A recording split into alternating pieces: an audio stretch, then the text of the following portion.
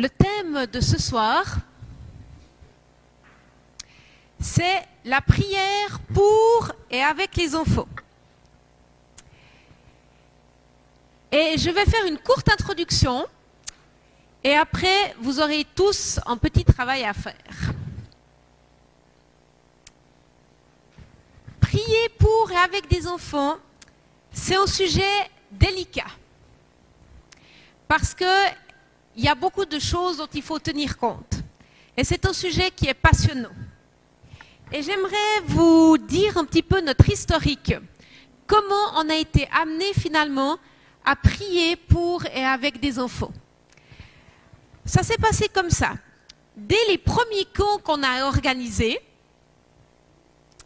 on avait envie que les enfants puissent se connecter bien sûr au cœur de Dieu et puis qu'ils puissent recevoir directement de Dieu la guérison, la délivrance, le baptême de l'esprit, toutes ces choses-là. Et puis, vous savez comment c'est quand on organise une activité avec des enfants ou un camp, on est tout absorbé. Parce qu'il y a plein de choses de logistique, il y a plein de choses à organiser, les rencontres à organiser pour des enfants, ben ça prend beaucoup de matériel, ça prend beaucoup de temps, ça prend beaucoup d'énergie, ça prend beaucoup de personnes. Et à nos débuts, ce qu'on faisait, c'est que une fois on a mis une croix, et puis les enfants à la fin du message pouvaient aller déposer leur fardeau à Jésus. Et on leur avait dit, vous n'êtes pas obligés d'écrire votre nom, mais ces petits billets que vous déposez à Jésus, on va les prendre, et puis on va les lire, puis on va prier pour vous. C'est comme ça qu'on a débuté. Avec mon mari, on a rassemblé tous ces billets à la fin du temps, et puis on les a ouverts, et puis on a commencé à lire. Et au bout d'un moment, on a commencé à pleurer, et à pleurer, mon mari et moi. On s'est dit, c'est pas possible. Tant de souffrance, tant de souffrance. Le 90% de leurs défis se trouvaient évidemment soit à l'école, soit dans le cadre familial. Et ils portaient des choses tellement lourdes, tellement lourdes. On s'est dit avec mon mari, mais c'est pas possible. On doit faire quelque chose. Après, on s'étonne qu'on a des adultes qui boitent. Et puis qu'il faut des années de relations d'aide, de cure d'âme, et de cheminement personnel pour avoir que Jésus ait un corps et une armée qui fonctionne. C'est évident que si on laisse ces fardeaux qui sont là depuis l'enfance venir de plus en plus lourds et de plus en plus forts, c'est évident qu'à l'âge adulte, ça va être des handicaps. On s'est dit, mais comment faire? Parce que vous savez très bien, comme je l'ai dit avant, quand on est actif auprès des enfants, eh ben des fois, il nous manque juste du temps et de l'espace de nos têtes et de nos cœurs pour accueillir ce que l'enfant désire nous dire. Et cette génération est très, très, très sensible au temps qu'on lui accorde. Parce qu'ils savent que le temps, c'est un de nos biens les plus précieux. Et pour montrer à cette génération qu'on les aime, investir du temps avec eux, ils comprennent très vite que c'est un langage d'amour. Donc on s'est dit, qu'est-ce qu'on pourrait imaginer dans nos activités? On s'est dit tout d'abord, il nous faudrait trouver des personnes qui fassent que ça en fait, qui soient disponibles, qui portent rien de pratique, de logistique, de rien du tout. Leur seule tâche, c'est d'être dans la relation avec les enfants et puis c'est disponible pour prier. Et puis, on a essayé de trouver des jeux comme ça. C'était pas facile au début. On avait une personne qui nous accompagnait dans ce rôle-là, des fois 2, des fois 3. Et puis on a dit aussi, mais comment est-ce que les enfants vont aller vers ces personnes? Parce qu'un enfant, il ne va pas se planter devant une personne puis lui dire, tu pries pour moi. Hein, il y a besoin que ça soit rendu visible. On s'est dit, on a peut-être une idée. On s'est dit, dans la pièce où on est, ou à l'endroit où on se trouve, on va mettre un parasol. Même s'il n'y a pas de soleil dans la pièce où on est. Mais ça va être ou une bâche, ou une toile, ou comme une tente. Des fois, on a aussi fait une sorte de tente. Un endroit, le plus souvent, on a utilisé le parasol avec 2 chaises. Et cette personne, ou ces personnes, elles étaient assises simplement sur la chaise, avec une chaise vide à côté d'elles. Puis on disait aux enfants, à n'importe quel moment, vous pouvez aller vous asseoir sur la chaise qui est vide. Et puis là, vous trouverez quelqu'un qui a le temps pour vous, pour prier, pour vous écouter, pour parler, pour partager. Et puis elle est là disponible. Ça a mis un petit moment. Et puis les enfants, ils ont commencé à y prendre goût. Et nous, on a commencé à former des gens, former des gens, former des gens. Et maintenant, dans toutes les activités qu'on a, on a des gens sur place. Bien sûr qu'on a des intercesseurs qui prient pour le moment. Mais on demande chaque fois au minimum à une personne d'être présente. Qui est là, elle ne s'occupe rien de la logistique. Elle ne s'occupe pas de tout ce qui est à mettre en place, rien du tout. Sa seule tâche, c'est d'être là dans le relationnel et d'être à disposition pour les enfants. Et au bout d'un moment, les enfants et les ados, ils accourent à ce genre d'endroit. Il y a des enfants, on n'a même plus besoin de leur dire, ils sont là. Il est où le parasol? Il est où le parasol? Et ils courent s'asseoir sous le parasol parce qu'ils ont besoin de prière et ils ont envie de raconter et ils ont besoin de soutien. Les enfants ont des fardeaux. Alors bien sûr, on peut se dire, oui, mais c'est des problèmes d'enfants, c'est des problèmes d'école, on se moque parce qu'ils portent des lunettes, ou bien à la maison, c'est difficile entre ses frères et sœurs. Puis on peut dénigrer ces choses-là. Mais c'est leur réalité. Ça a le même poids que nos défis à nous avec nos collègues de travail et puis avec des membres de notre parenté. Il n'y a pas de différence. Et on a besoin, ils ont besoin d'être accompagnés, d'être entourés de la bonne manière pour pouvoir déposer ces choses-là et avancer. Pour qu'ils puissent être des disciples de Jésus et faisant partie de son armée, des soldats qui sont debout. Et puis qu'on ne perde pas des années et des années de restauration. Vous le savez bien, pour nous tous qui n'avons pas ou peu eu le privilège de recevoir cette guérison et cette prière tout au long de notre vie d'enfant, à l'âge adulte, il en a fallu du chemin pour se remettre debout. On pourrait gagner tellement d'années, si on offrait cet espace. Et c'est ça que j'ai envie de vous partager un petit peu, mon cœur de la prière pour les enfants. Tout ce que je vais vous raconter, c'est que du vécu d'une vingtaine d'années maintenant passées.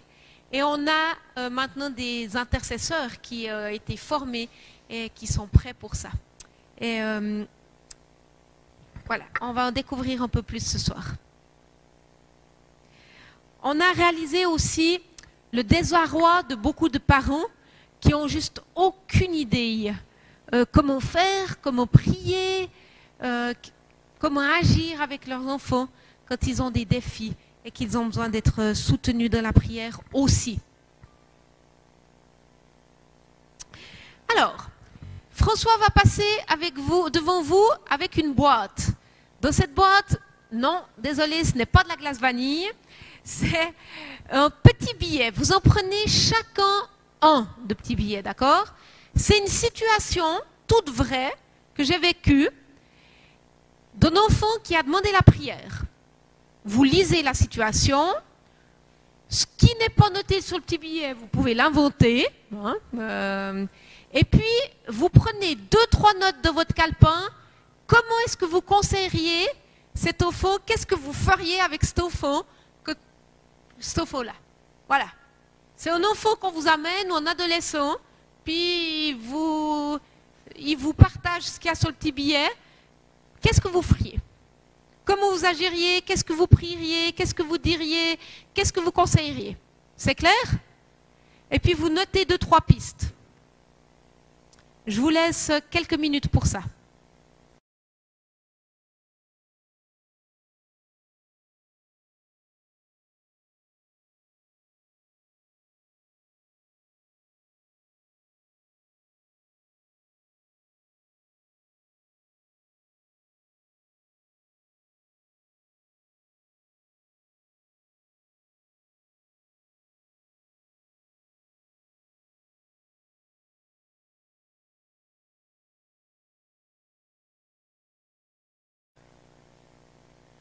Je vais vous demander, vous pouvez garder ces petits billets, bien sûr. On y reviendra. Vous aurez le temps d'y retravailler tout à l'heure. Donc peut-être que sous les notes que vous avez prises, laissez un petit espace. Comme ça, vous pourrez ajouter des éléments au fur et à mesure de l'enseignement que je vais vous donner. Et puis, dans le temps que vous aurez un trio pour parler de vos situations. D'accord? Donc laissez un peu d'espace sous ce que vous venez d'écrire et on va poursuivre. Super. Nous allons parler tout d'abord de l'accompagnant, donc de celui qui se met à disposition pour prier ou en tout cas commencer à écouter un enfant. C'est important d'être vraiment à l'écoute. Qu'est-ce que ça veut dire être vraiment à l'écoute? Si j'ai François qui vient vers moi et puis que, alors qu'il me partage, je tourne la tête, je regarde l'heure, je prends mon téléphone portable, oh excuse-moi, je reçois vite au téléphone, ce n'est pas ça être à l'écoute. Quand on reçoit un qui désire nous parler, ou un adolescent, hein, c'est égal, on prend vraiment le temps d'écouter. Ça veut dire qu'on laisse tout le reste de côté, pour nous, qu'on regarde la personne, hein, et puis qu'on est dans une écoute qu'on dit active. D'accord? L'écoute active, c'est quand François commence à me dire que c'est difficile avec son frère parce qu'il y a des tensions et puis que ça ne va pas comme il veut et puis qu'il se fâche et puis que c'est difficile. Moi, je vais essayer de reformuler. D'accord? C'est ça l'écoute active. Je vais essayer de dire, si je te comprends, François, tu es en train de me raconter qu'avec ton frère, c'est difficile, c'est ça? Et vous verrez ce qui est génial avec les enfants, c'est qu'ils vont tout de suite vous dire, mais non! Puis vous êtes là, bah alors, je suis désolée, mais alors il faut que tu me réexpliques parce que je n'ai pas bien compris. Et ils réessayent, d'accord? Et vous serez surpris le nombre de fois où vous êtes convaincu d'avoir compris, et en fait, vous n'avez rien compris du tout. Et puis quand vous reformulez, puis que l'enfant vous dit, oui, c'est exactement ça. Ah ben super. On peut aller au pas suivant. D'ailleurs, tout ce que je vous partage ce soir, c'est pas que valable pour des enfants et des adolescents, hein. C'est valable de tout quelque chose qu'on ne sait pas ou qui pourrait, qui n'est pas vrai. Ne rien forcer. Alors là, je vais vous dire, vous pouvez m'amener, puis c'est pas parce que c'est moi Joël, vous pouvez amener à n'importe quel adulte un enfant là maintenant, devant moi. Si je veux lui faire avouer qu'il est abusé par son papa, disons, je peux lui faire dire ça, même si c'est pas vrai. Ça, c'est notre sur l'enfant. Et nous devons faire très, très, très attention de ne jamais rien forcer. Jamais, jamais, jamais. Vous savez, avec l'expérience, un enfant vient vous poser un problème, vous savez. Vous dites, ouh, mais là, je vois bien ce qui se passe. Vous voyez plus loin que lui. Vous vous dites, mais là, il y a vraiment il y a un esprit de mort qui a envie de se manifester. Je prends par exemple ça. Et puis vous serez tenté de dire, mais tu ne crois pas que tu as un esprit de mort, ou bien vous allez conduire l'enfant pour qu'il vous dise ça. Jamais ne faire ça. Jamais, jamais. C'est comme si, dans une construction, vous allez arracher quelque chose qui n'est pas prêt à être arraché et qui va faire s'effondrer le mur, hein, alors que Dieu voulait à ce moment-là juste enlever le caron du dessus. Et c'est très très important qu'on soit très très prudent. Vous savez, tout comme moi, dans nos vies, Dieu, c'est très rare qu'il attaque tout en même temps. C'est un peu comme un oignon, hein? Il va couche par couche, au fil des mois, au fil des années. Puis on a l'impression, si on se débat du rejet, il y a une couche qui est partie. Puis on a déjà vu des grands progrès dans nos vies. Mais quelques années après, oh, voilà qu'on est de nouveau travaillé sur ce rejet.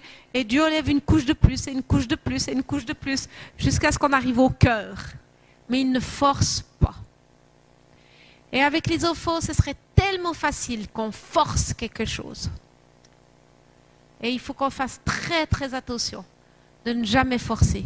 Et moi, la question que j'aime poser aux enfants, c'est qu'est-ce que tu aimerais, qu'est-ce que tu désires que Dieu fasse aujourd'hui pour toi?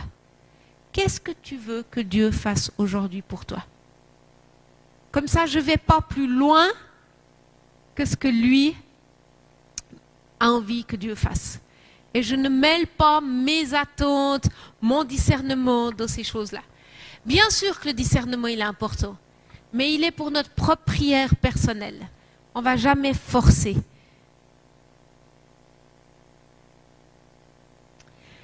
Ne pas juger. C'est tellement facile. Vous avez un enfant qui vient puis qui vous dit « Oh, tu sais, ma maman, elle a quitté la maison. » On aurait tellement envie de dire, ou bien une maman qui est violente. « Oh non, alors vraiment, ça ne va pas. Ce qu'elle fait là, ta maman, c'est pas possible. » Jamais ne prononcer ce genre de phrase. On met l'enfant dans un conflit de loyauté. Vous savez qu'un enfant, il aime ses parents de toute façon. Et même s'il a des parents qui lui font les pires atrocités, un enfant va aimer ses parents. C'est incroyable. Et on ne met pas un enfant dans un conflit de loyauté entre ses parents et nous. Donc, ce qu'on peut dire à l'enfant, s'il dit ben, « ma maman me tape trop fort », ça doit être douloureux. Ça s'appelle l'empathie. Ça veut dire qu'on reconnaît les sentiments de l'enfant. Ça doit faire mal. On ne prend pas de jugement. On exprime de l'empathie. Hein. Ça doit être difficile. C'est douloureux. Pas de souci avec tout ça. Mais on ne dit pas « Oh là là, quelle horreur! Oh, mais comment elle peut faire ça, ta maman ?» Jamais dire des choses comme ça. Dans une situation de séparation, de divorce, qui arrive malheureusement fréquemment, ne pas prendre position pour l'un ou l'autre des parents. Jamais. On écoute, puis on dit, on comprend bien ta perspective des choses, c'est difficile, c'est douloureux. Mais vous savez tout comme moi que la situation est bien plus complexe que ça. Et qu'on ne peut pas se porter juge d'une situation. Si on veut se porter juge, il faut qu'on écoute tous les partis. Il faut qu'on écoute le papa, la maman, les frères et sœurs, si on veut se porter juge. Et moi, je ne m'aventure pas trop dans ce terrain-là de me porter juge. Dieu juge. Nous, on n'est pas appelés à ce travail-là. Par contre, à soutenir, à encourager, à être une oreille attentive, à être empathique, démontrer notre compassion, absolument. Je l'ai déjà dit, être paisible. Important que nos cœurs soient prêts.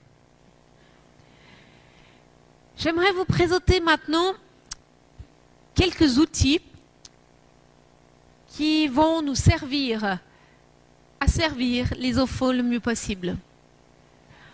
Utilisez le langage de l'encouragement. Encouragez, encouragez, encouragez.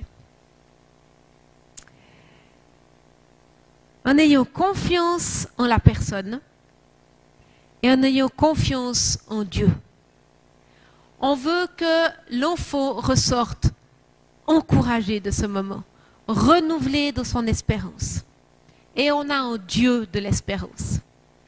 Alors, utilisons ce langage de l'encouragement.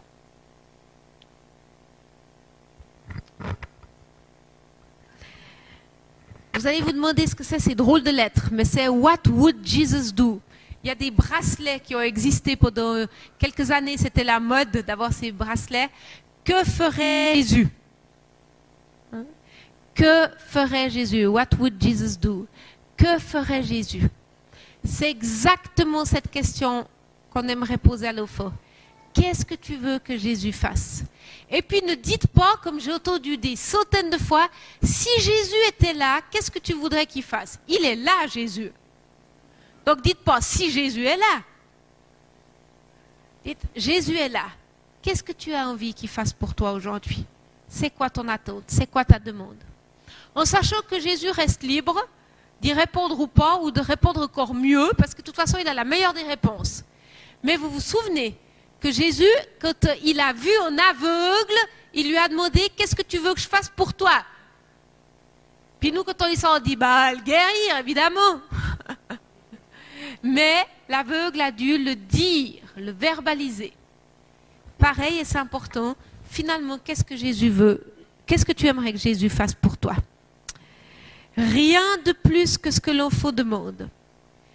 Pas de question de curiosité, mes amis.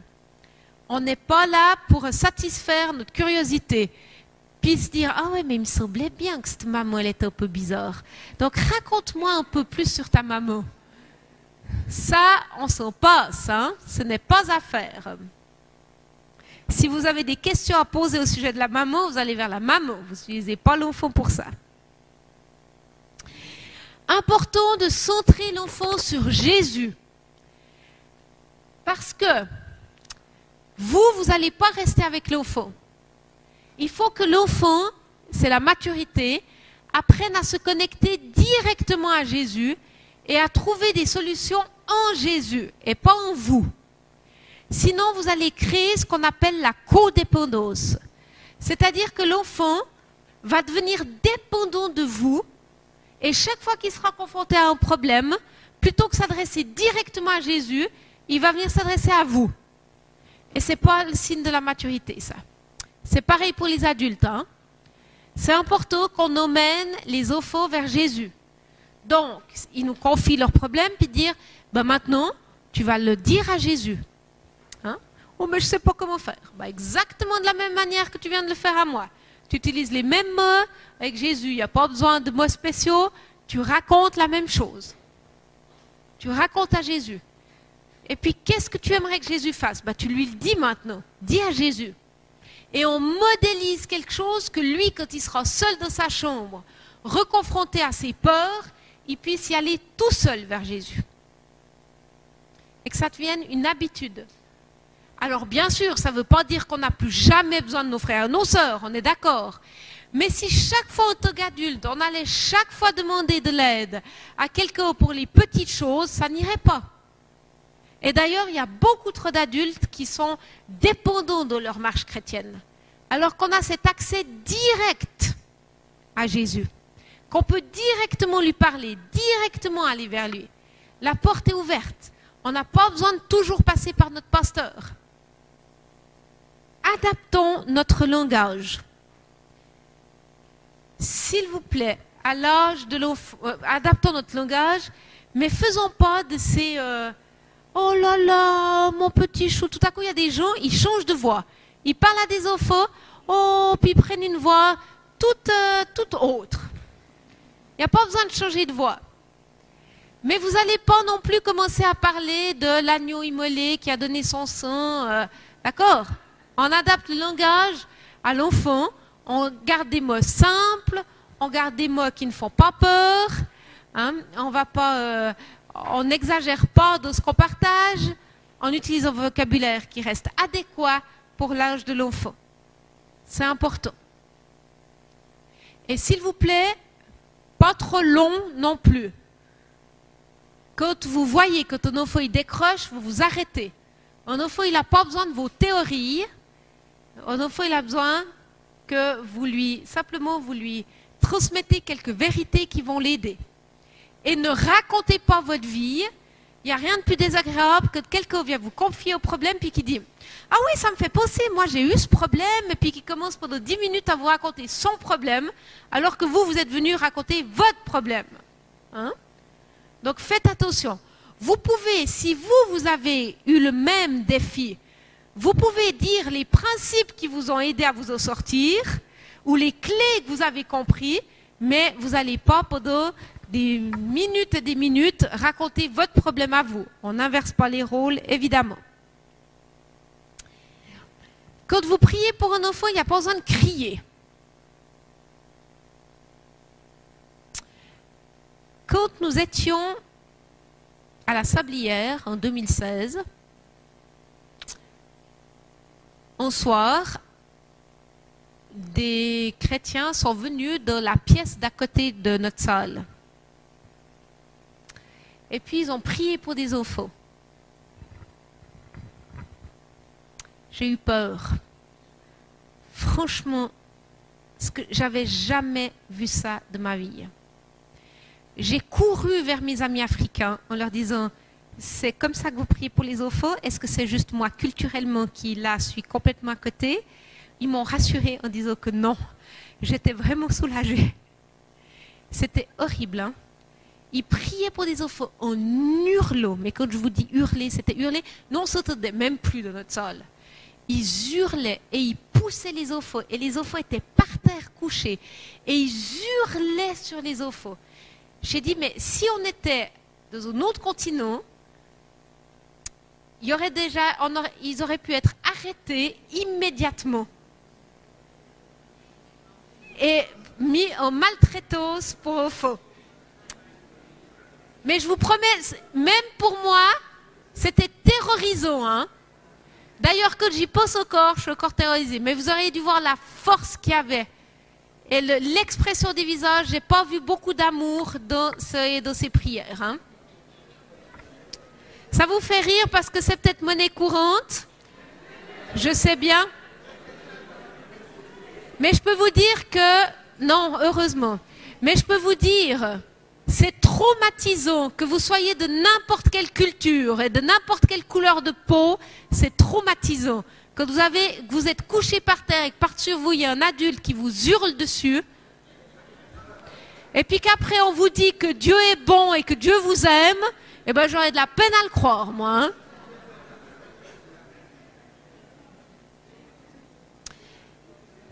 Parlez normalement. D'ailleurs, entre nous soit dit, j'y reviendrai un peu plus tard, mais vous savez que les esprits méchants, ils ne sont pas sourds, hein. Et puis, si notre autorité se mesure au volume de notre voix, moi j'ai un souci. Donc, parlez normalement, on continue. Ne pas spiritualiser. Restez concret et donnez des exemples. Pas de patois de Canaan, comme on dit chez nous. Hein. Vous n'allez pas commenter dans des théories et de faire de la théologie. Vous restez simple dans ce que vous évoquez avec les enfants. Le sang rédempteur du lion, voilà. Les enfants, ça veut juste rien dire.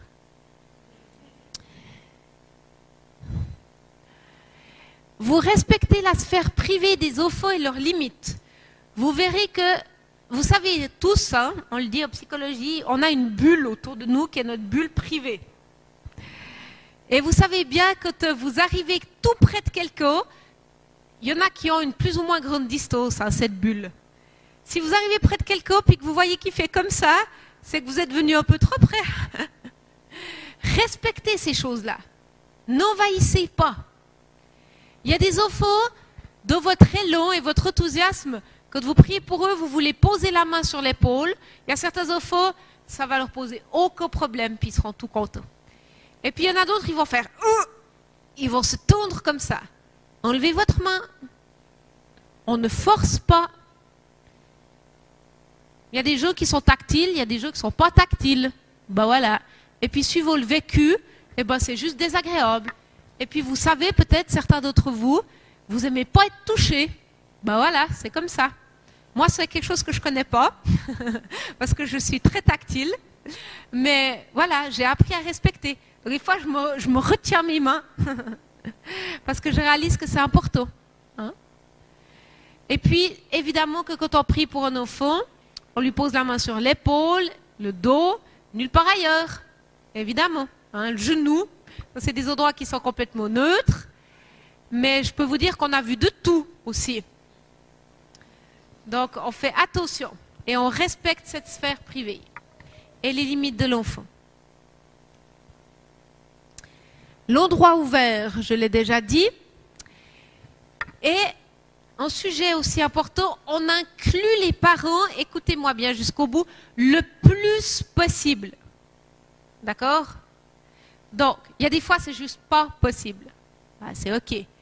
Mais, à la fin de chaque entretien que j'ai avec un enfant ou un adolescent, je lui dis, je t'encourage à partager ça avec tes parents. Donc, on lui le dit, parce que des fois, il ne le pose juste pas. Je t'encourage à le partager à tes parents.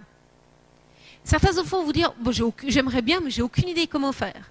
À dire, est-ce que tu aimerais que moi je téléphone ou que tu aimerais que je t'aide, qu'on aille discuter ensemble? On ouvre toutes les portes possibles pour qu'il y ait un contact avec les parents pour dire qu'on a prié avec l'enfant. Dans les camps, ce qu'on faisait, au départ, c'est que, ben voilà, on proposait des entretiens, on priait pour les enfants, puis après les enfants rentraient. Et puis un jour, j'ai reçu un téléphone. On avait des grands camps de 500, 600, 700 enfants. Au lendemain d'un camp, je reçois un téléphone d'une maman. Bonjour, vous avez prié pour ma fille. Qu'est-ce que vous avez fait? J'étais là, oula. Alors, c'est pas moi qui ai prié pour votre fille. On avait une vingtaine d'équipiers de prière à ce moment-là. J'étais là, oulala.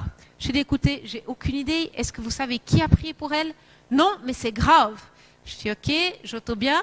Donc moi, j'ai commencé ma liste, j'ai appelé le premier, est-ce que c'est toi qui as prié pour? Le deuxième, est-ce que c'est toi qui as prié pour? Puis vous savez, dans l'école, quand vous voyez les enfants défiler, vous vous souvenez pas toujours pour qui vous avez prié. Finalement, heureusement, j'ai trouvé la personne, je les ai connectés. Depuis ce moment-là, j'ai dit, plus jamais je veux vivre ça. Donc, on remplissait des fiches de prière toutes simples. Chaque fois que quelqu'un, un adulte, avait prié avec un enfant, pas à la fin de message, hein, mais avait eu un entretien ou un moment avec, il remplissait une fiche, il mettait la date, son nom, le nom de l'enfant avec qui il avait prié et juste le thème. Donc c'était problème de la famille, défi à l'école, très général. Hein. Voilà. Et puis, voilà. Comme ça, on savait, quand on avait prié, ce qui avait été prié, ces cahiers, on les gardait une année, et puis comme ça permettait aux parents de savoir. Et puis après, je me suis dit, c'est vrai, finalement, les parents ont le droit de connecter, s'ils le veulent, avec la personne qui a prié pour leur enfant, pour savoir ce qu'elle a prié, ce qu'elle a dit, parce qu'il y a des enfants qui ont beaucoup de peine à répéter ce qui s'est passé. On a prié pour toi? Oui. C'était bien? Oui. Qu'est-ce qu'elle a dit? Alors, il y a des enfants qui vont tout vous raconter, mais d'autres moins. Donc, c'est important d'avoir une trace. Prier courtement. Important. Les paroles prophétiques. Je veux tout de suite vous dire d'entrée que je suis pour les paroles prophétiques. Parce que je réalise combien on en a tous besoin. Et moi aussi.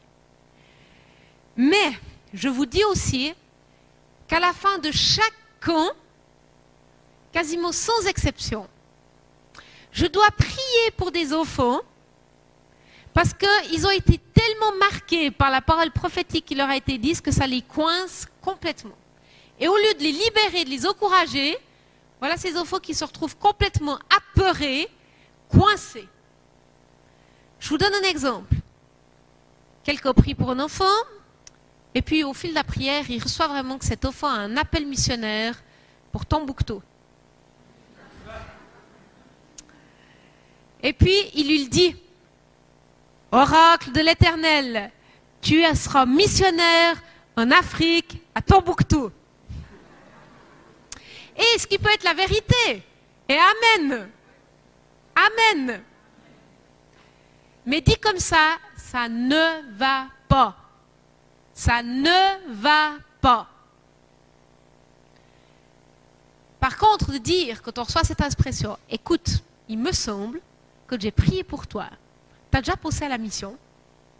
Parce que alors, moi, en priant là, j'ai eu cette impression que je te soumets. J'avais l'impression que tu étais appelé à être missionnaire.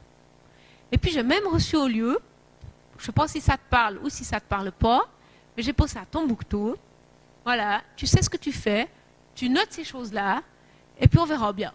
Si ça se confirme, si ça se confirme, si ça ne se confirme pas, c'est que j'ai mal entendu. De toute façon, des fois je me trompe. Hein? Comme tout le monde, comme vous aussi, il n'y a personne qui peut dire avec assurance à 100% que c'est Dieu qui a parlé et qui a dit exactement ça.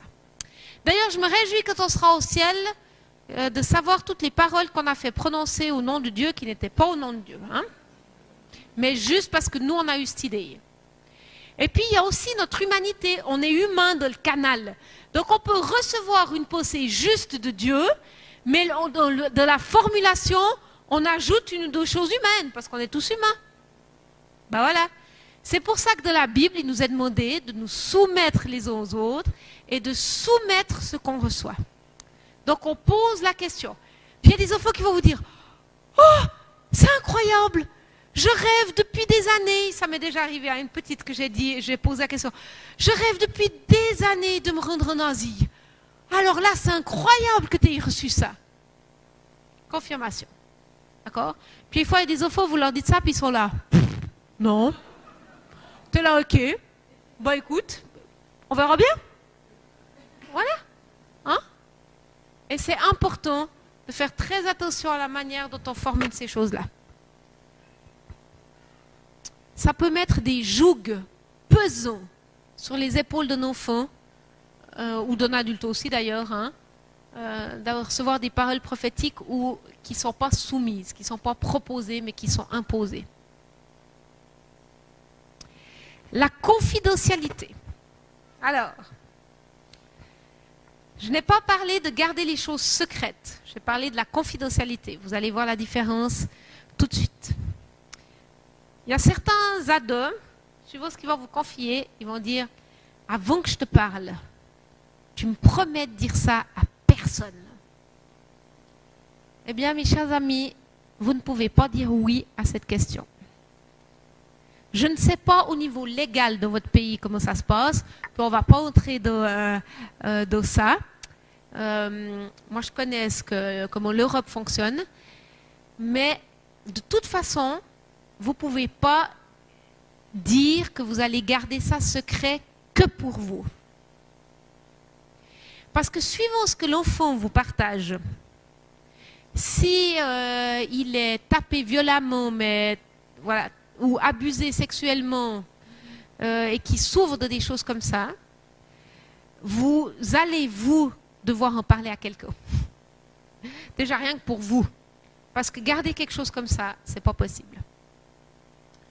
Donc, de dire à l'enfant et à l'ado, et c'est moi ce que je lui dis, écoute-moi, je ne peux pas malheureusement te promettre que je vais garder ça secret que pour moi. Ça, je suis désolée. Par contre, ce que je peux te promettre, c'est la confidentialité. La confidentialité, c'est que je ne vais en parler qu'aux personnes à qui je dois en parler. Et je vais te dire, quand tu m'auras raconté, à qui je vais devoir parler. Donc, tu seras au courant des personnes à qui je vais parler. Parce que dans une situation de moniteur où on a besoin de référer à notre responsable suivant ce qui nous arrive. On ne peut juste pas garder ça pour nous. Alors évidemment, on ne va pas aller le raconter à notre copine dès que le cours est fini. Tu ne sais pas ce qui m'est arrivé aujourd'hui. Hein?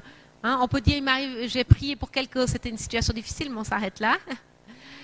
Par contre, à notre responsable jeunesse, à notre pasteur jeunesse, à notre pasteur principal, enfin voilà, il faut en parler. Et nous, en Europe, suivant la situation que c'est, on est obligé d'entamer une procédure légale, sinon on est complice de ce qui se passe. Voilà. Donc on a une procédure de notre mission si ce cas-là arrive, de comment il faut faire, quoi. Voilà. Attention à ces choses-là, parce que trahir la confiance d'un ado en lui disant « je te promets que je dis rien », et puis qu'après vous dites, ça fait des immenses dégâts. Donc soyez attentifs quand ils vous disent ces choses-là. J'aimerais passer à un autre chapitre qui sont différentes formes de prière. Parce qu'évidemment, je parle de prier pour un enfant, prier pour un enfant, prier pour un enfant, mais il y a plein de sortes de prières différentes. Et on va en prendre plusieurs, et sur certaines, on va s'arrêter un peu plus longuement. Tout d'abord, la prière de bénédiction. Il y a des enfants, ils vont venir, ils vont dire, j'ai quelque chose à te raconter. Vous allez l'écouter, il va vous raconter, puis après, il avait juste besoin de parler. Il n'y a pas vraiment un sujet de prière. Mais s'il vous plaît, ne perdez pas l'occasion de bénir. Il y a de la puissance de la bénédiction. J'aime cette image qui dit que la bénédiction, c'est poser un manteau de bonnes choses. Hein? C'est poser un manteau de bonnes choses sur quelqu'un. Ne nous privons pas de ça. Enveloppons les enfants un maximum de bénédiction. Vous ne pouvez jamais trop bénir quelqu'un. Vous savez que le contraire de la bénédiction, c'est la malédiction. Ben, nous, on veut être connus pour des gens qui bénissent. Donc, bénissez, bénissez, bénissez. Vous allez me dire, je ne sais pas quoi dire. Eh bien, apprenez par cœur Nombre 6, versets 22-27, qui est cette magnifique bénédiction qui est une puissance de vie. Hein, la malédiction en puissance de mort, la bénédiction en puissance de vie. Dans Nombre 6, vous la connaissez tous. Que le Seigneur te bénisse et te garde. Que l'Éternel fasse briller sa face sur toi et t'accorde sa grâce. Que le Seigneur lève sa face vers toi et te donne la paix. C'en est une que vous pouvez... mais il y en a plein d'autres de la Bible. Bénir, bénir, bénir. Ne laissez pas quelqu'un repartir sans l'avoir béni. L'intercession. Qu'est-ce que c'est l'intercession? C'est prendre à cœur une situation et se mettre entre la situation avec l'enfant vers Dieu. Hein. On se met dans la brèche là. Et on intercède, on supplie, on prie, on s'engage, on combat de l'intercession avec l'enfant pour que la situation change.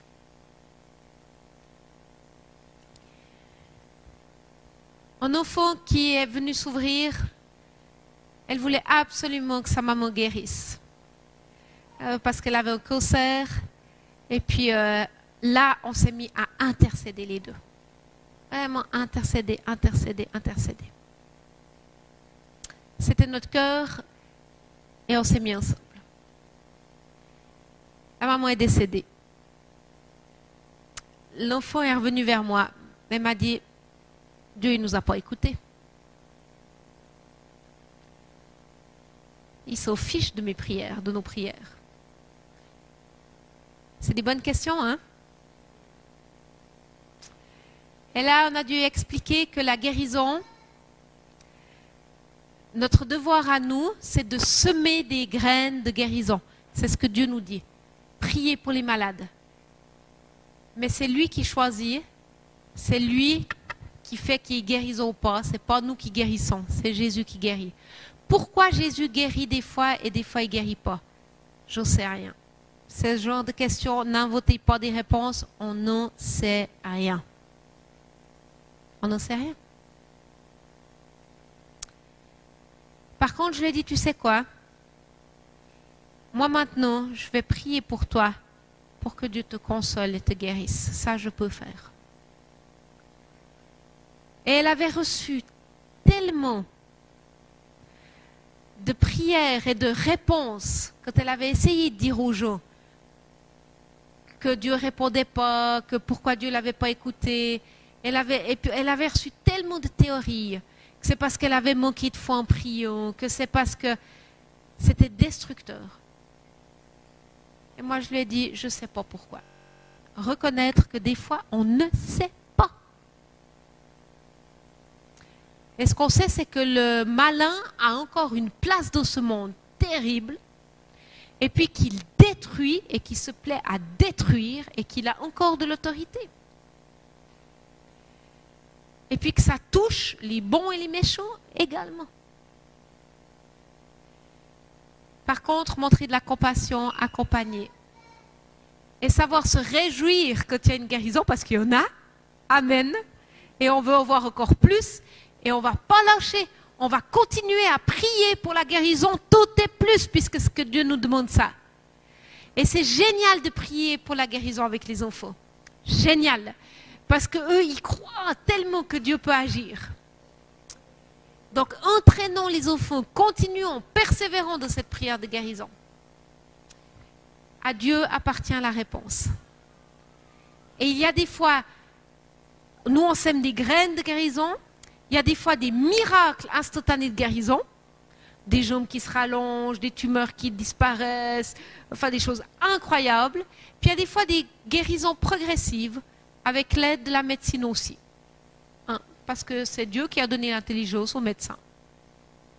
Donc il y a différentes formes de guérison aussi. La conversion. Vous savez qu'on peut se convertir plusieurs fois, on vous l'a déjà dit. Et il n'y a pas de souci avec ça. D'accord? Il y a des gens, leur date de conversion elle est super claire. Le 7 février 89, je me suis convertie. Puis il y a d'autres, c'est au cheminement. Et puis il y en a même certains, il n'y a pas de date. Parce qu'ils n'ont jamais l'impression, enfin ils ont toujours eu l'impression de vivre avec Jésus. Finalement, il y a eu des étapes de leur vie chrétienne, évidemment, mais il n'y a pas une date radicale de conversion. Jésus, il n'a jamais dit qu'il fallait une date de conversion. Hein. L'important, c'est qu'à un moment donné, on sache qu'on l'a choisi comme sauveur et seigneur. Les deux, sauveur et seigneur. Et vous savez que c'est une progression. Les enfants en bas âge, ils vont accepter Jésus comme sauveur. Hein, parce qu'ils ont besoin. Parce qu'ils commencent à réaliser qu'ils font des choses qu'ils n'aimeraient pas faire. Et puis qu'ils ne font pas des choses qu'ils aimeraient faire. Ils ont besoin d'être sauvés. Ils réalisent qu'il y a du mal en eux. Et puis après, vers l'adolescence, il y a cette question d'accepter Jésus comme Seigneur, qui est une autre étape. C'est-à-dire que je lui laisse le volant de ma vie et que je vais m'asseoir sur le siège passager. Alors ça, c'est toute une étape. Hein. Voilà. Possible de se convertir plusieurs fois. Moi, par exemple, Jésus comme ami et sauveur, ça a été super rapide et très jeune. Et puis, comme Seigneur aussi, à l'adolescence, je l'ai fait ce pas. Et je date ma conversion, moi, de là, de quand j'ai accepté Jésus comme Seigneur. Mais vous savez que c'est des années plus tard que j'ai vécu une réelle repentance. C'est pas que je ne le voulais pas avant, hein. C'est que tout à coup, je ne sais pas pourquoi, on nous parlait très peu de la repentance, ça revient un peu maintenant, mais j'ai eu une conviction de péché quand j'étais déjà adulte. Donc, finalement, je me dis que c'était une reconversion, une autre couche à ma conversion finalement, que j'ai eu cette repentance. J'ai eu cette repentance, j'ai entendu à haute voix, j'ai entendu toutes les pensées que j'avais dans ma tête. J'ai pris un temps de jeûne et de prière, et puis constamment, j'avais devant moi tout ce que je pensais, ce que j'imaginais, et quand j'ai vu ce que je m'y pensais, j'ai eu tellement honte de certaines que vraiment j'ai eu cette conviction de péché. Voilà, il y a différentes étapes. Hein. On a un enfant, et j'aime tellement cet exemple. Cet enfant, il jouait, on était dans un camp, on partait pour aller dehors, et puis il dit, je peux me convertir maintenant? Puis je lui dis, quoi, maintenant? Oui, maintenant. On était en train de mettre les chaussures, les vestes et tout ça. Puis j'ai dit, oh bah bien sûr. J'avais envie de lui dire, non mais attends ce soir.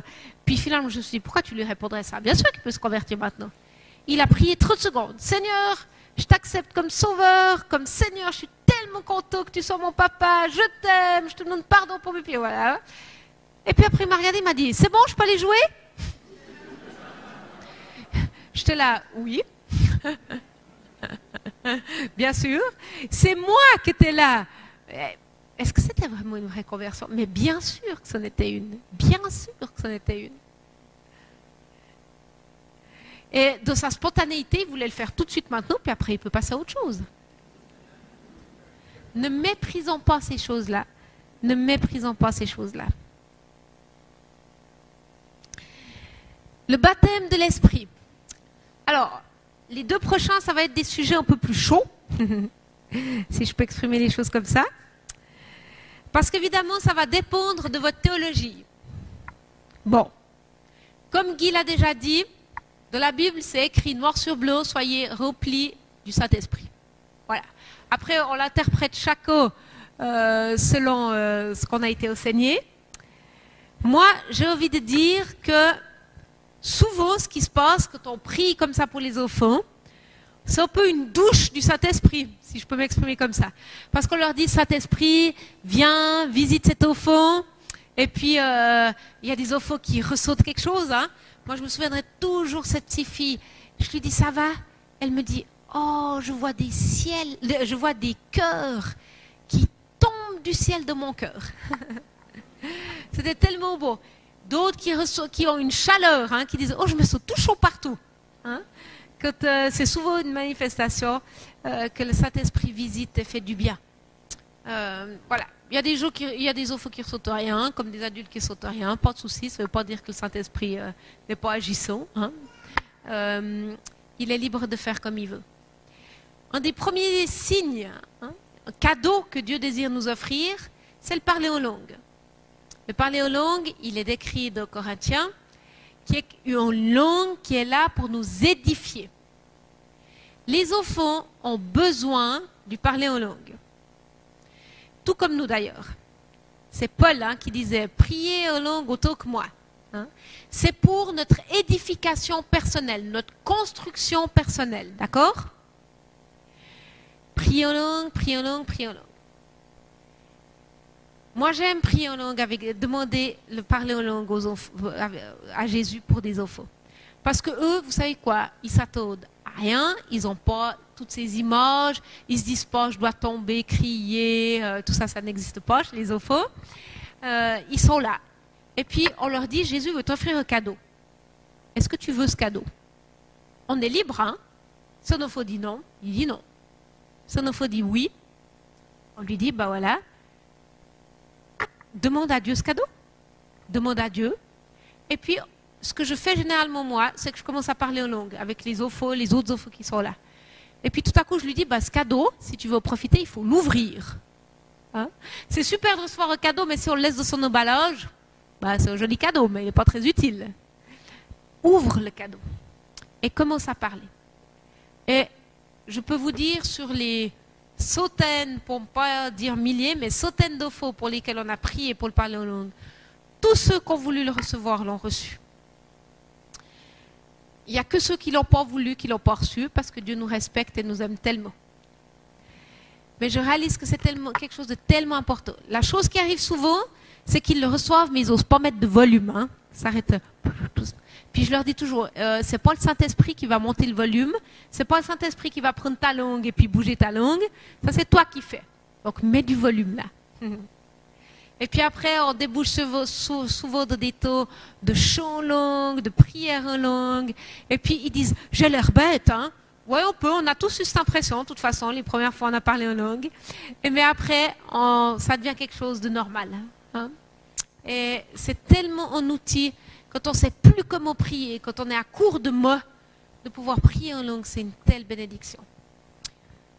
Alors, aucune culpabilité pour tous ceux qui ne parlent pas en langue et qui ne croient pas parler en langue. Pas du tout. Je parle aux personnes qui sont d'accord avec ça et puis de vous dire que c'est possible de le vivre avec des enfants et que dès que des enfants savent parler, ils sont capables de prier en langue.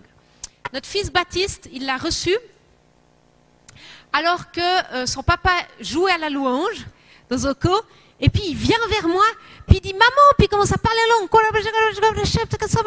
Puis je dis oh c'est trop génial, c'est super, tu l'as reçu. Et puis il court vers son papa.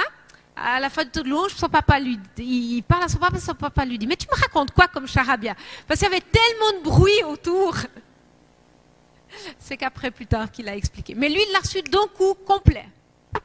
Et puis notre petit dernier Noam, lui, il a commencé par nous imiter. Et puis on lui a pas dit arrête de nous imiter. Hein? On lui a dit c'est un bon premier pas. Mais il faut que tu développes ton propre parler aux langues là. Donc il a démarré en nous imitant, puis après il a démarré de lui-même. Mais il a commencé comme ça. Il était dans l'ambiance. Lui il a pris un peu dans l'ambiance comme ça. Voilà. Guy, il vous l'a peut-être déjà dit, lui il a reçu 3 mois, puis pendant 1 mois il a eu 3 mois. Et puis après, ça s'est développé, et puis plus c'est venu. Ça, Dieu fait comme il veut, hein. Dieu fait comme il veut. Moi, je l'ai reçu, je sais exactement quand je l'ai reçu, mais comme dans mon entourage, personne parlait en langue, et puis qu'on ne m'a pas expliqué ce que c'était, et que je ne savais pas ce qui m'arrivait, ben, je ne l'ai pas utilisé. Puis c'est que je me disais, c'est bizarre. Et puis tout à coup, un jour, avec quelques de confiance, j'ai dit, tu sais, je crois que je parle hébreu, j'avais aucune idée de comment parler hébreu. Puis j'ai commencé à parler en langue, puis on m'a dit, mais tu parles pas hébreu, tu parles en langue, Joël. Parce que j'étais au milieu qui le pratiquait pas. Ça n'empêche pas d'être sauvé, hein, et puis de servir le Seigneur, évidemment. Mais c'est un outil que Dieu nous offre. La délivrance. Alors, je vous ai dit qu'on abordait 2 sujets chauds là.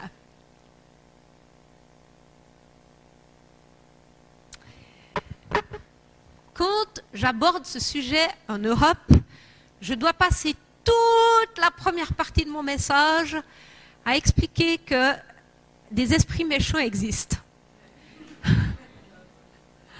Et qu'il y a un monde spirituel qui existe avec le Saint-Esprit et des esprits méchants. Je n'ai pas besoin de vous faire ça ici, je le sais, je sais. Il n'y a pas de souci, je sais que je peux sauter toute cette première étape. Mais il y en a une que je ne peux pas sauter. Parce que vous êtes tous conscients de ça. Vous avez tous eu des expériences. Mais quand je demande dans les pays africains où je me déplace, comment est-ce que vous priez pour les enfants? Eh bien, j'ai eu toutes sortes de réponses, mais souvent j'ai eu, on ne prie pas tellement. Ou bien on ne sait pas trop comment prier. Ou bien on le fait très collectivement. Et j'aimerais ce soir vous donner quelques pistes. Vous le savez, le Saint-Esprit existe, c'est le seul bon esprit. Et puis il y a des esprits méchants qui sont de l'ennemi. Ils ont 4 portes d'entrée, ces esprits méchants, évidemment qui tournoient partout, hein, sur nos nations, de nos villes, etc.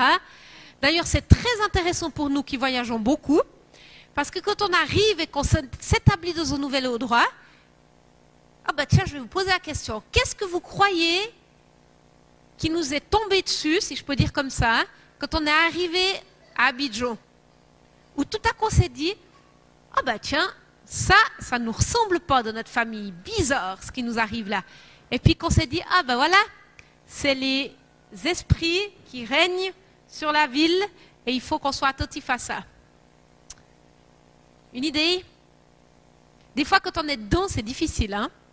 Mais c'était l'agressivité dans la communication, le fait de... voilà, vous voyez de ce que je parle, hein, d'être très très agressif. Et puis, de tout à coup, la place homme-femme, hein, qui est enfant, qui s'est trouvée un peu chamboulée dans notre équilibre familial. Là. On s'est dit, oula, tout à coup mon mari avait des attitudes et moi, on était là, ouh, on se reconnaît plus tellement là. Et puis on s'est dit, voilà. Et puis vous savez quoi, on a identifié ces choses, lié ces choses parce qu'elles n'étaient pas en nous, vous comprenez? Elles étaient comme des oiseaux, hein, qui virevoltent autour de nous, qui sont là. Si Dieu pouvait ouvrir les yeux de nos yeux visibles, on les verrait ces esprits méchants qui tourbillonnent là. On les a liés pour qu'ils n'aient pas d'accent chez nous. D'accord? Et puis, voilà. Mais comment est-ce qu'un esprit méchant, et vous le savez que des esprits méchants peuvent entrer à l'intérieur de nous. Mais ils ne peuvent pas entrer n'importe comment. Ils ont 4 portes d'entrée en fait. Et ces 4 portes d'entrée, je vais vous les citer. La première porte d'entrée, c'est un péché répété. Donc ce n'est pas parce qu'une fois je mens, j'ai un esprit de mensonge qui va venir m'habiter.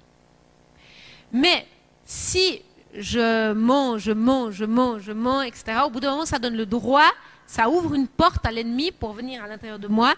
Et on remarque très vite, c'est quand on n'a plus la maîtrise là-dessus, puis qu'en enfant vous dit, ça c'est la phrase qui doit vous faire tilt, quand un enfant vous dit, j'arrive plus à faire autrement. Donc il n'y a plus la maîtrise. Ça veut dire que, et écoutez-moi bien, dans ce domaine-là, un esprit méchant a un droit. D'accord ? Parce qu'on reste toujours maître de soi-même, à part de très très très rares exceptions. La deuxième porte d'entrée, c'est évidemment les péchés des pères, donc de nos prédécesseurs, qui ont, vous le savez, de génération en génération, qui se passent. Vous regardez de la généalogie de mon mari, tous les fils aînés sont morts. Tous les garçons aînés sont morts. Dès qu'on a pris conscience de ça, on a prié pour Guy, qui est le fils aîné, à fond. Il a déjà failli mourir à 2 doigts, en tout cas 3 fois, on a failli le perdre. Et on sait que c'est un terrain fragile. Et on doit être alerte pour ne pas perdre Guy. On le sait. Voilà. Donc attention, ces choses qui se perpétuent. Et puis, la troisième porte ouverte, il y a des objets qui ne sont pas du tout nôtres. Alors, s'il vous plaît, on ne va pas dire que tous les objets, mais certains objets.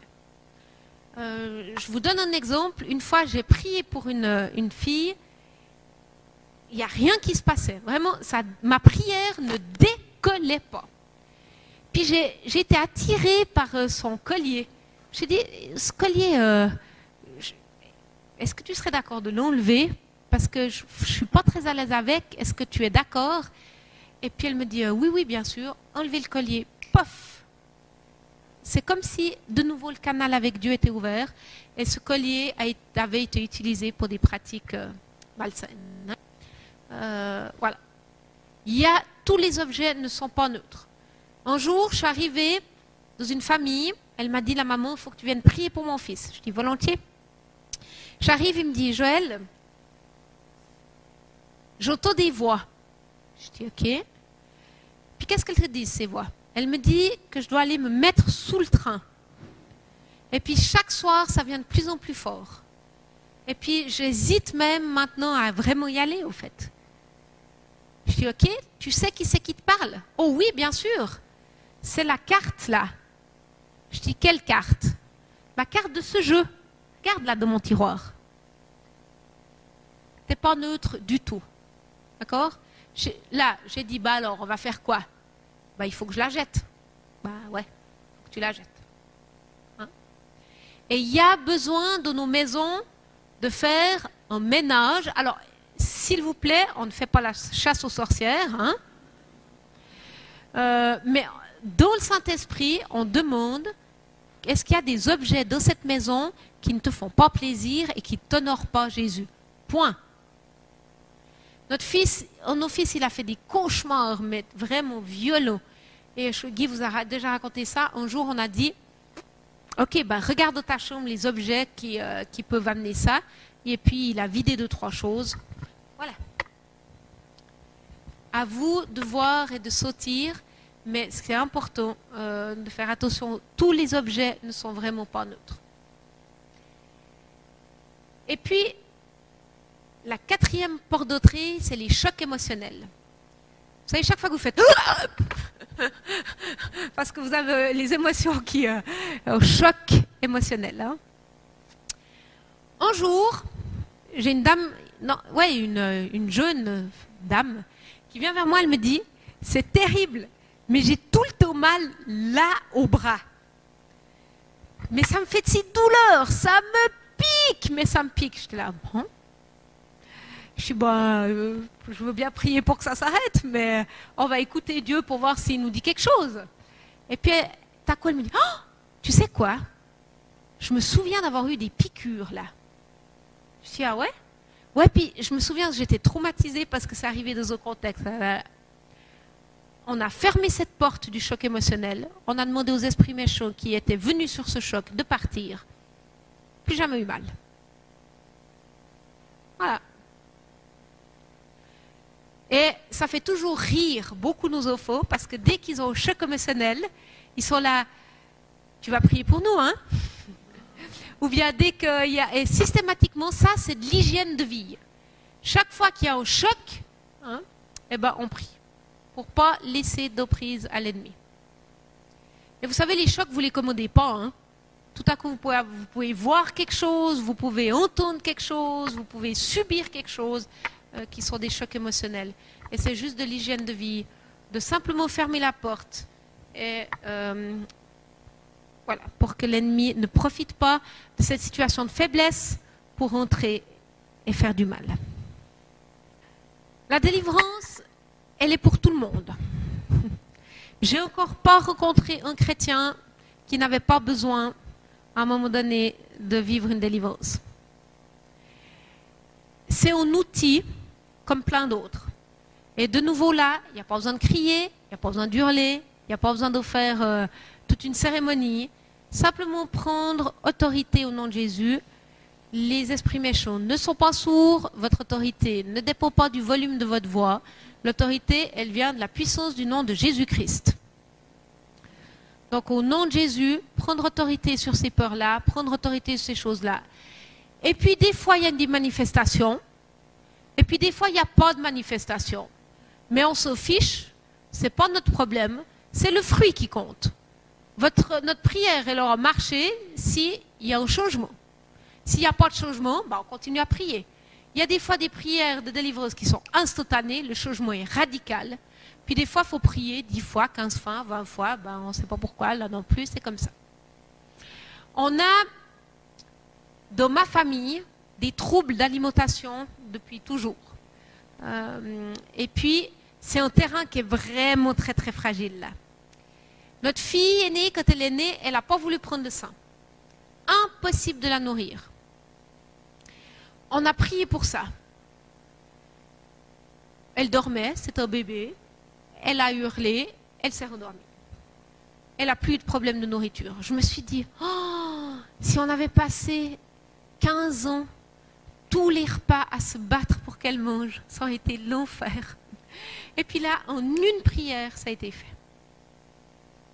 Et c'est tellement important que des fois, qu'on utilise cet outil à chaque fois que c'est important. Et nos enfants en ont besoin, on en a besoin. Et puis c'est juste une question, des fois on se faciliterait tellement la tâche si on utilisait cet outil que Dieu met à notre disposition. Ne soyez pas surpris si tout à coup, il y a beaucoup de tension à vous. Hein? Vous voulez prier pour quelqu'un ou pour votre enfant et tout à coup il est super agité. Souvent, ça se passe comme ça. Parce que c'est comme si les esprits sautent, c'est un peu leur dernière heure. Et puis il y a beaucoup d'agitation. Je vais m'arrêter là pour ce sujet, il y aura un taux de questions encore après.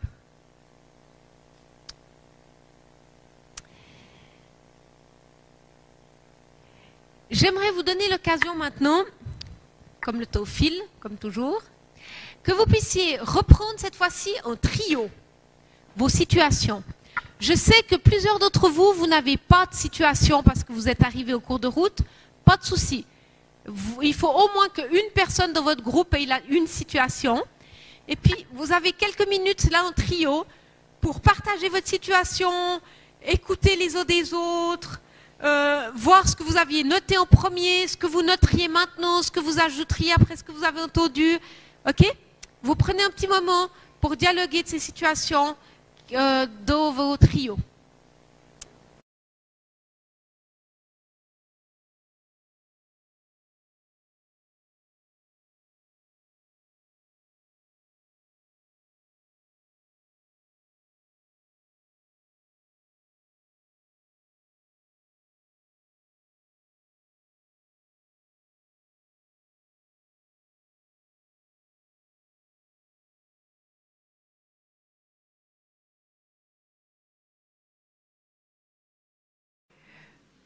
Je vous propose que l'on puisse prendre quelques-unes de ces situations et puis qu'en même temps vous puissiez poser vos questions et puis qu'on sache un peu comment vous avez réagi. Alors je ne sais pas si spontanément quelqu'un veut venir présenter sa situation qu'il avait et puis comment est-ce qu'il s'y prendrait avec ce qu'il a. Oui, bien. On aura l'occasion d'en prendre plusieurs. Alors il commence. Tu nous lis la situation et puis tu nous partages un peu comment tu t'y prendrais. Voilà. Chut. Bonsoir à tous. Merci. La fiche que j'ai reçue, là-dessus, il est écrit: lors d'un camp, une jeune fille de 8 ans a souvent mal au ventre. Elle veut que sa maman vienne la chercher. Donc, en pareille situation, que faut-il faire? Je pense qu'en pareille situation, c'est de la rassurer. D'abord, premièrement, prier avec elle, lui dire que le Seigneur est capable de tout, que rien n'est impossible à Dieu.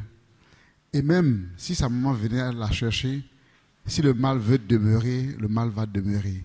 Donc la rassurer, prier avec elle, et puis voilà, je pense que le Seigneur va faire, parce que le Seigneur aussi aime les défis. Et je pense que c'est un défi. Il faut prier avec elle, et je pense que le Seigneur va intervenir. Donc voilà un peu ce Quand que tu je dis dis. prier avec elle, tu prierais quoi? Prier avec elle, je disais tout à l'heure que le Seigneur est capable de guérir. Il est le D'accord, médecin donc par tu prierais excellence. pour sa guérison? Oui, prier pour sa guérison. Pour Prier qu'elle ait avec plus elle. mal au ventre. Comment? Pour qu'elle ait plus mal au ventre. Oui, prier pour qu'elle puisse D'accord. être rétablie. D'accord. Prier pour qu'elle puisse être rétablie. Parce que si je prie avec elle et que le Seigneur intervient, c'est un contact de confiance entre elle et le Seigneur. Et ce que je veux demander au Seigneur, c'est que le Seigneur arrive à le faire pour que cet enfant puisse avoir confiance en lui. Ça, Ok. c'est un élément important pour moi. Merci. Voilà. Est-ce que quelqu'un aimerait compléter? Tu peux rester là encore. Ou ajouter quelque chose où il aurait pris la situation autrement? Bien. Même si ce n'est pas votre situation, mais que vous voulez ajouter quelque chose, vous pouvez venir. Hein? Au bout d'un moment, on stoppera pour prendre une autre situation. Mais oui, Je voulais juste ajouter que, étant donné que nous sommes dans un camp, il y a quand même des dispositions médicales qui sont mises en place. Il y a le corps médical qui est là. Il serait important d'abord de rencontrer le corps médical. Et si on se rend compte que au niveau médical, le mal persiste, maintenant on peut... si vous avez quelque chose à ajouter, venez vous aligner là, puis vous pouvez faire. Attendez. Mais non, tu ne parles pas pour le moment. Ignace, vas-y. Ce cas ressemble étrangement à un cas que ma grand-sœur vivait quand on l'envoyait à Benjerville chez son oncle, chez notre oncle. Et elle était malade, elle avait une fièvre terrible. Et elle demandait après mon père, notre papa. Et quand on l'a ramenée à Trècheville, elle était guérie instantanément. Et c'est une maladie, ce qu'on appelle une maladie psychosomatiques. C'est-à-dire que quand la personne est loin de son père ou même de sa mère, la personne développe une maladie, une fièvre, quelque chose de dangereux. Et quand elle retrouve ce parent-là, ça guérit systématiquement. Maintenant, ce qu'on fera, c'est faire venir sa mère dans le camp. Si elle guérit systématiquement, ça veut dire que c'est une maladie psychosomatique. Donc, on va lui dire, comme tu as dit tout à l'heure, le rentrer vers le Seigneur, s'attacher au Seigneur pour que le Seigneur soit son père, sa mère, pour pas qu'elle se sente en insécurité. Voilà. Merci. Merci. Un autre commentaire? Venez. Pendant qu'il parle, si vous avez un commentaire à faire, vous venez, tu auras la parole. T'en fais pas.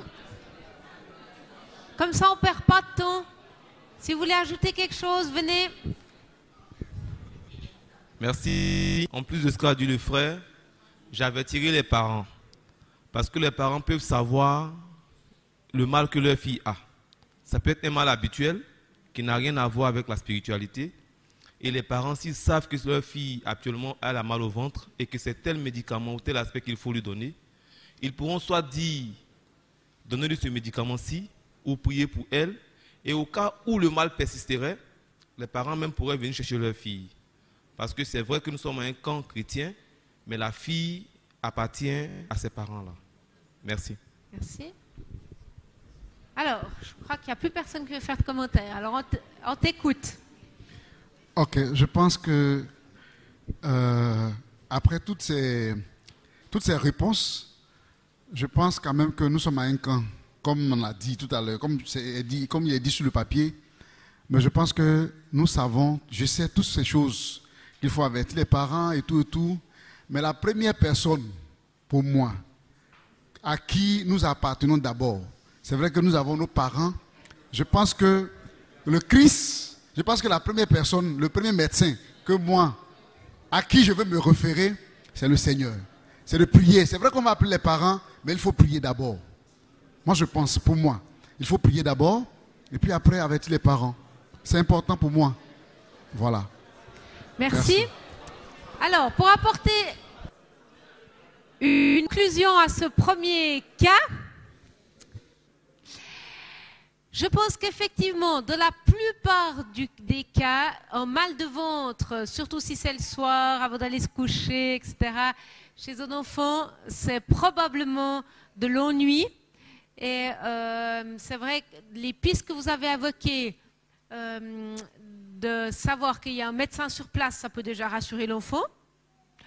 Et vous savez que nous, on avait toujours dans nos camps des médicaments qu'on appelle placebo, qui sont en fait pas des médicaments. Nous, on utilisait des tic-tac, voilà, passe à la forme d'une pilule un peu. Hein. Donc, voilà. Et puis certains enfants, ça leur suffisait, parce qu'ils voilà, ils avaient juste besoin d'être rassurés.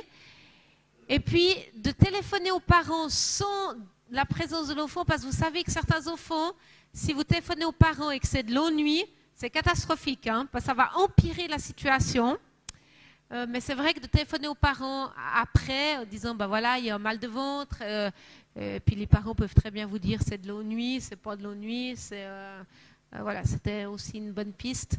Prier ensemble, le médecin, et puis moi je crois que je lui demanderais à cet enfant, je lui dirais, ok, tu as mal au ventre, est-ce que ça t'arrive souvent déjà d'avoir mal au ventre, hein? Est-ce que c'est quelque chose? Non, c'est que dans les camps. Alors ça me donnerait déjà une piste. Ou bien c'est seulement quand je ne dors pas à la maison. Et puis là, je crois que ça nous aiguillerait déjà un petit peu. Et puis après de dire, mais est-ce que ce mal de ventre, il veut dire que tu t'ennuies peut-être un petit peu, pour essayer d'explorer un petit peu dans quelle piste on est là. Mais oui, vous avez eu des très bonnes pistes. Merci beaucoup. Deuxième, venez. Et je vous ai dit, si vous avez des remarques, alignez-vous, qu'on n'ait pas à attendre que vous veniez devant. Hein. Ok, on écoute. Merci. Oui, vraiment, je suis venu pour ce sujet parce qu'il m'a semblé un peu bizarre, voilà. Un enfant de 18 mois ne passe pas ses nuits. Les parents sont épuisés et divergent quant aux mesures appliquées. J'avoue que j'ai voulu changer même le sujet parce que mais je m'attendais au plus grand, mais 18 mois. Voilà, bon. Alors, on a quand même proposé des pistes de solutions. Il vous semble bizarre parce que en Afrique, de toute façon, à 18 mois, c'est nuit ou de toute façon, ils les passent. Bon, c'est qu'à 18 mois, je vais dire que nous, on ne prend pas en charge les enfants. J'ai pas compris. Non, les enfants ne sont pas pris en charge au niveau de l'église à 18 mois. Ah non, mais là, c'est à la maison. À la maison, ah d'accord. À la maison. Ok. Là, c'est un parent qui vient vous dire... Ok, d'accord. Non, c'est à la maison. Ok. Il ne dort pas à l'église. Voilà. C'est dans le cas de la maison. Ok, parce que là, je me demandais, est-ce que c'est l'enfant qui est venu parler ou bien c'est... Voilà. Ok, c'est déjà résolu la préoccupation. Nous avons quand même fait des propositions. D'abord, c'est pour nous, qu'il va falloir prier pour la situation. Mais en même temps, chercher à s'assurer, est-ce que l'enfant mange bien avant le coucher? Et puis, revoir l'atmosphère de la chambre.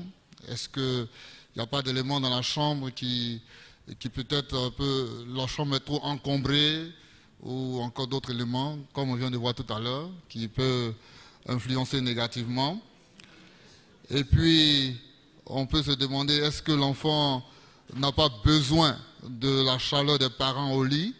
Voilà, donc, soit dormir avec maman ou avec papa, voilà. Et puis bon, dans le groupe, nous avons proposé aussi qu'il fallait voir l'activité de la journée, comment l'enfant avait passé sa journée. Est-ce que cela pourrait pas être un élément, ou bien est-ce qu'il n'est pas trop exposé aux écrans, soit les télévisions, aux portables et tout ça. Donc voici un peu des pistes de réflexion. Voilà. Merci. Un commentaire, une remarque? Non, vous avez l'unanimité là. C'est vrai, c'est super. C'est moi qui ai besoin d'être éclairée. Est-ce qu'à 18 mois, en général, chez vous, un enfant passe ses nuits? Oui, d'accord. C'est...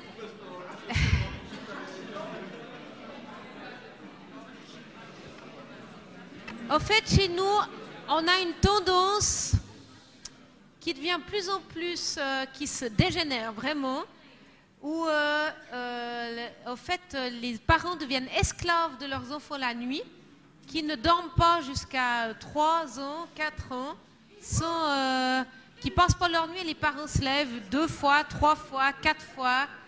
Voilà, donc c'est pour ça qu'on a posé cette question. Moi, je suis partisane aussi de dire que, d'ailleurs, les médecins et les psychologues vous le disent, hein, qu'à partir de 4 mois, un enfant qui est nourri correctement, qui n'est pas malade, évidemment, qui a eu son réservoir affectif plein, donc qui a eu les câlins qu'il devait avoir, et puis qui est dans un environnement qui fait ni trop chaud ni trop froid, enfin voilà, qui est adapté, eh ben, il est tout à fait apte à passer ses nuits. Hein. Donc voilà. Donc c'était peut-être peu révélateur chez vous, mais chez nous c'est quelque chose qui vient de plus en plus. Une autre situation, mais vos conseils étaient très bien. Là on est plutôt de l'hygiène de vie plutôt que de la prière là. Hein. Allez, quelqu'un vient avec sa situation? Volontiers.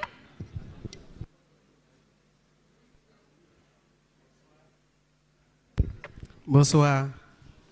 Un enfant de 9 ans désire demander à parler en langue. Que faire si cela ne marche pas tout de suite? Bien. Lorsque j'ai vu le sujet, ça m'a ramené des années en arrière. En tant que moniteur, on a eu des situations pareilles. D'abord, c'est de mettre l'enfant en confiance et lui faire savoir que ce n'est pas le seul lieu où Dieu peut intervenir. Ce n'est pas le seul lieu où tu vas être baptisé du Saint-Esprit. Et l'encourager à continuer toujours de chercher, même étant à la maison et tout. Et le témoignage de Joël tout à l'heure ça m'a conforté dans ma position par rapport au baptême dans le Saint-Esprit du petit lorsque son papa était en train de chanter. Donc ce sont des situations qui, effectivement, partout où nous sommes, nous pouvons toujours être remplis du Saint-Esprit. Donc encourager l'enfant. Et puis aussi, lui rendre aussi des témoignages de personnes qui ont été remplies du Saint-Esprit dans plusieurs situations. Voilà. D'autres commentaires, remarques? Raphaël, tu lèves la main? C'est pas une question liée à ça ou bien? Non, ok. Alors, oui, venez seulement. Bon, j'ai eu le même sujet. Bon, ça me fait un peu sourire parce que j'ai vécu une situation un peu similaire moi-même. Et donc, voilà, j'ajoute d'autres solutions. Je voulais dire à l'enfant de persévérer et de continuer à demander. Et aussi de dire merci à Dieu parce qu'il a promis le parler en langue. Il dit tout ce qui demande l'Esprit, il va l'accorder. Donc, de croire que le Seigneur va le faire. Mais surtout, il y a 2 choses qui sont importantes. Tester sa motivation. Pourquoi est-ce qu'il veut vraiment parler en langue? Est-ce que c'est pour faire impression sur les autres, pour qu'on le remarque, ou bien c'est vraiment avec des motivations pures? Si c'est avec des motivations pures, il va avoir la réponse.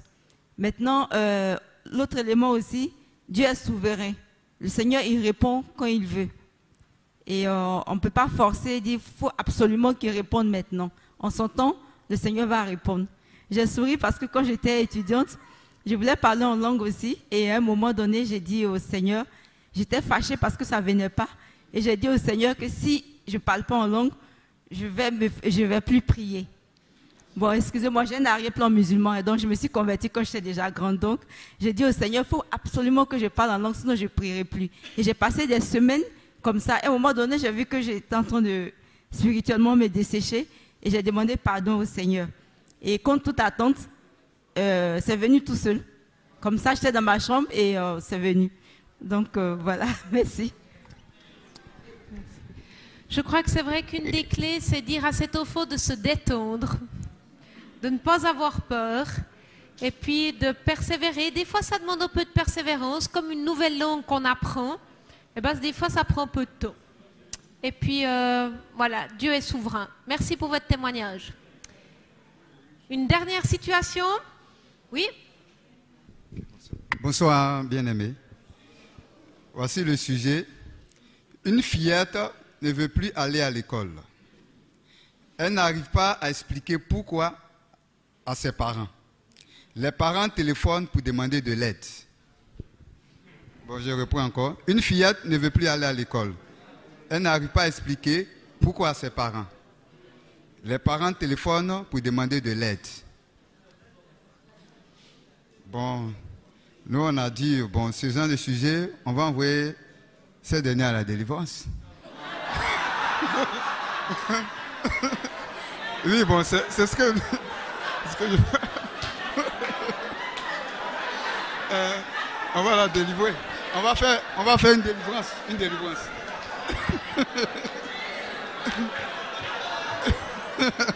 Oui. Bon. Vous allez la délivrer de quoi? De l'école? Comment? Vous allez la délivrer de quoi? De l'école? Non, du fait qu'elle n'arrive pas à expliquer ce qui se passe. Voilà. C'est un mystère parce que elle n'arrive pas à expliquer. Donc on va peut-être c'est les esprits qui la fatiguent. Bon, on va essayer de voir. Par la délivrance, ça peut passer. Ok, bon. C'est ce que moi j'ai vu. Hein? Voilà, donc c'est pas, je vous donne la parole. Si une personne peut expliquer. Voilà.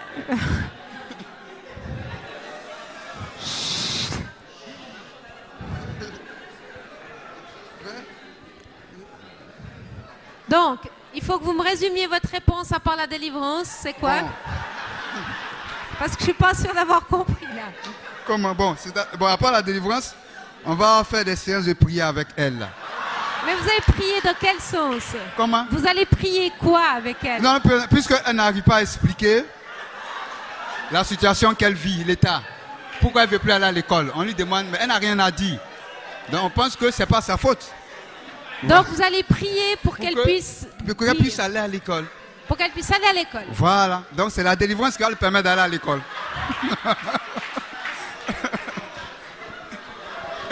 Ok. Oui. Est-ce qu'il y a d'autres idées? Ça peut être un esprit, hein.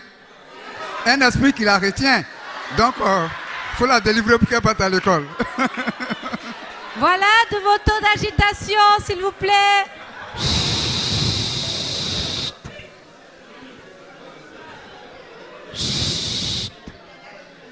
Messieurs, dames. Oui. Voilà, je vous remercie. Je pense que avant d'aller à la délivrance, il y a plusieurs facteurs qu'il faut explorer. Par exemple, explorer à l'école pour voir si elle n'a pas un conflit avec son institutrice qui la pousse à ne pas aller à l'école. Je pense, premièrement, qu'il faut faire changer d'école à la petite fille. Maintenant, s'il y a un changement, si en la faisant changer d'école, ça va mieux, le problème sera réglé. Maintenant, si en la changeant d'école, le problème persiste, il faut essayer de discuter avec elle, prier pour voir,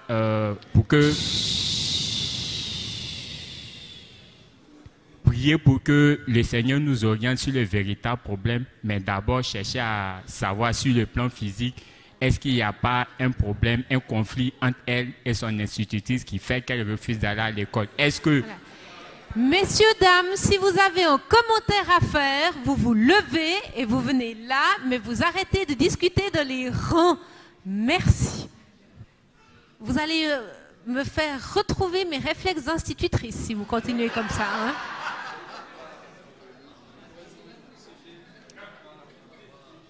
Non, s'il vous plaît, merci beaucoup. Voilà, donc je pense que c'est explorer ces différents cas de figure et puis si ça persiste, bon, on interroge le Seigneur pour voir s'il y a un problème caché derrière. Je vous remercie. Oui. Merci. Voilà, moi, quand j'ai lu, on a le même sujet et j'ai vécu ce cas. Il y a une fille de la classe de 3e qui ne voulait plus aller à l'école. Et elle s'appelle Michel, et je me rappelle bien de son nom. Elle est venue me voir et dit, moniteur, je ne vais plus à l'école. J'ai dit, mais qu'est-ce qui se passe? Elle dit, c'est difficile à expliquer. Tu as un problème avec maman? Elle dit non. Et papa? Elle dit non. Mais je ne veux pas aller à l'école. J'ai dit, ok, il n'y a pas de problème. Mais tu vas aller à l'école. Ce qui est sûr, entre toi et moi, il y a un secret, on va se dire. Et un jour, c'est à l'église, on s'est mis de côté dans l'église. Quand le culte est fini, elle et moi, on était assis et puis j'ai dit, Michel, qu'est-ce qui se passe? Dis, c'est entre toi et moi et Jésus. Elle dit, non, moniteur, il y a un jeune qui me fatigue. Donc, c'est à cause de ça, je ne veux plus aller à l'école. J'ai dit, Michel, tu vas partir. Voilà ce que j'ai employé. Et quand le jour arrivé, je suis allé voir le directeur. Et puis j'ai dit au directeur, monsieur le directeur, je suis venu vous voir par rapport à ma fille. Parce qu'il y a un jeune, lui, qui vient chercher ma fille, parce qu'il n'a pas envie d'aller à l'école. Et il empêche ma fille d'aller à l'école. Donc je suis venu vous voir. Et il m'a demandé le nom du jeune. J'ai dit, voici son nom. Il a appelé le jeune. Et il a dit au jeune, mon frère, tu es venu chercher femme ou bien tu es venu étudier? Laisse la fille du monsieur en paix. Il faut qu'à partir de maintenant, la fille puisse fréquenter. Sinon, je t'exclus. Je ne vais pas te renvoyer, mais je t'exclus. Il dit, monsieur, j'ai compris. Mais il n'a pas tremblé, hein, et il a dit la vérité. Il a dit au directeur, il a dit, vraiment, la fille, c'est parce que je l'aime. J'ai dit, non, cette fille-là, tu ne l'aimes pas, c'est ma fille. Donc, laisse-la tranquille à aller à l'école. Et elle n'allait pas à l'école, les parents ne m'ont rien dit. C'est parce que je suis allé vers elle, je l'ai taquinée jusqu'à... C'est là, la petite fille s'est ouverte. Et aujourd'hui, elle est à l'université de Cocody ici. Tranquille. Merci. Voilà. Voilà, c'est comme ça. Merci. Un dernier commentaire parce que le temps file, puis je sais que vous voulez... Non, reste. C'est comme vous voulez. Oui.